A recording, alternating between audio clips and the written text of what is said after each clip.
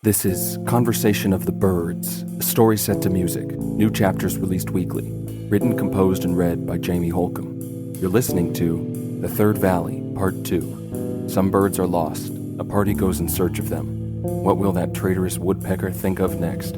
I wonder. Let's see what our birds can do. Let's listen.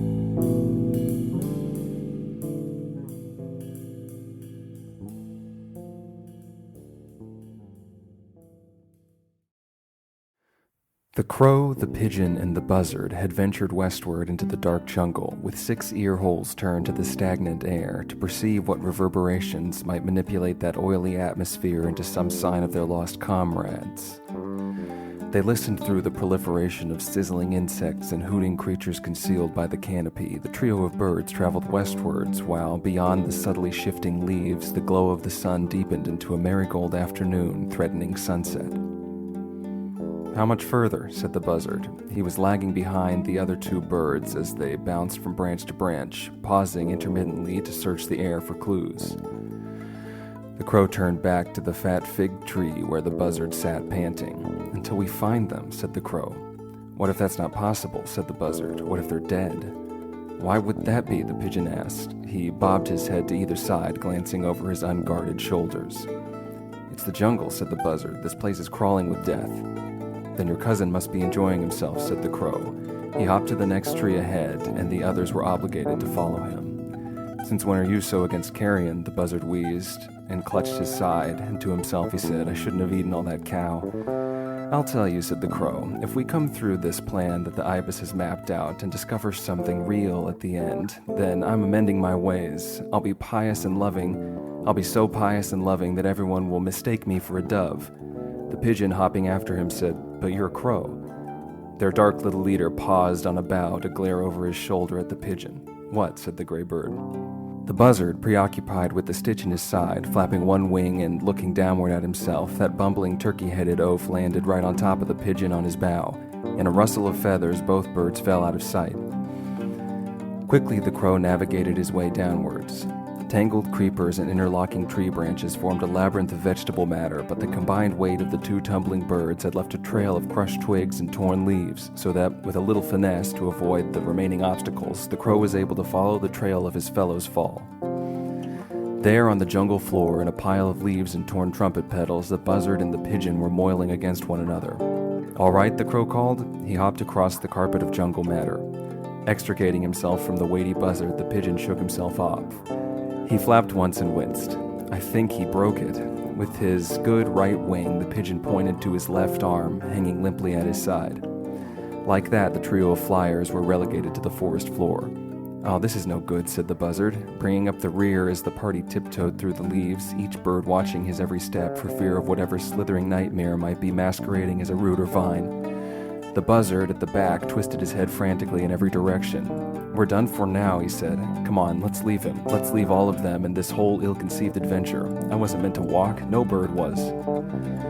And before the crow and the pigeon could object to their comrade's sudden spat of cowardice, before them, out of the shadow of a tree trunk, there emerged a rainbow.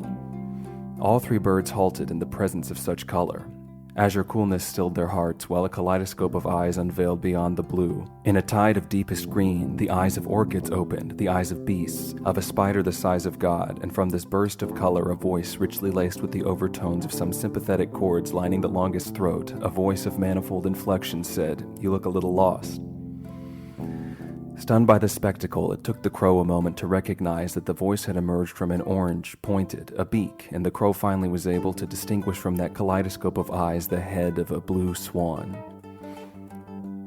The crow stammered, "Are you the smurg?"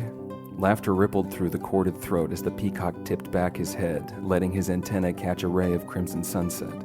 "Come with me," he said. "I think I know what you're looking for." All their fears drowned out by the awesome sight of the peacock, reassured by his confidence, the trio of rescuers hopped behind the train of that kingly tail, the collage of orchids that now the peacock casually dragged along the treacherous jungle floor. "I suspect it's some combination of birds," the peacock mused, "would soon be finding their way to my abode." He turned over his shoulder to wink an olivine eye at the crow in particular, and our black bird was struck by the sudden sight of something shiny. In the peacock's forehead there shone a brilliant diamond. "Oh," the crow moaned, as he felt the saliva welling in his beak. The pigeon said, "So you're the Smurg." He turned back to the buzzard. "I should have bet you something, a basket of pickles. You owe me a wing at least."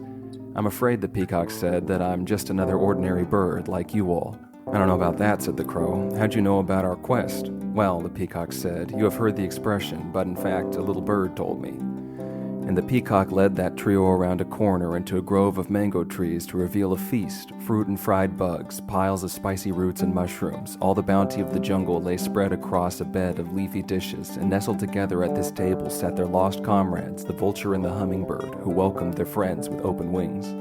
After some shocked and hearty greetings, the whole story came out. "He," the vulture said, with a pointing of his wing, "thought," and the grizzly bird descended into laughter, a joyful sound that frightened everyone in attendance to hear the vulture so pleased. "Cousin," said the buzzard, "what's come over you?" The vulture was clutching his belly, doubled over in mirth. All he could do was to point his great wing to the party's right. In a blue flash, the hummingbird ushered the guest's view to a writhing mass at the base of one ancient fruit tree. A wrapping of creepers concealed one well-bound form. Only when the package rolled over could the birds see the rust-colored plume and the iron beak tied shut. The hummingbird hovered over the prisoner. "Say what you want about the vulture," that bluebird said, "but at least we know where he stands." The woodpecker had attempted to subdue the arguing birds, one dark, one light, with an army of insects. That traitor had thought he could overcome the entire argument between the night and day. What he had not anticipated or understood, what had never even crossed his unsettled, ever-pecking mind, was the permanence of that argument and just how far-reaching the debate between the hummingbird and the vulture does extend. For the insects and the birds have always been counterparts. The early bird gets the worm. What the woodpecker had considered a battalion of beetles, a platoon of worms and centipedes, what the woodpecker had seen as an ever-flowing horde of mites and spiders, to the great-hearted birds of the jungle, they had seen their truth. It was a feast. Now from every treetop there appeared the parrots and kingfishers, the iridescent jungle crows and the wild green pheasant. All the birds of the jungle arrived, carrying plate after plate of rich harvest, and all was in accord at the peacock's feast.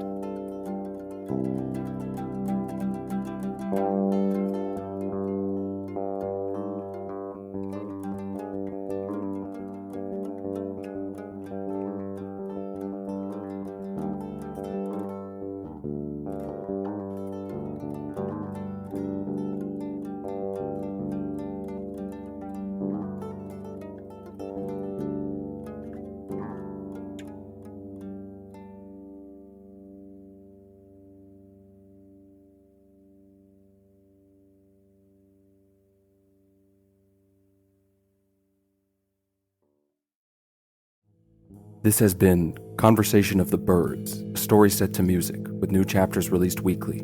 Written, composed, and read by Jamie Holcomb. Produced by Supermoon. Join us next week for our next installment. If you'd like to check out more from Supermoon, visit us on TikTok or at our website, gosupermoon.com. That's GOSUPERMOON.com. The quest continues next week.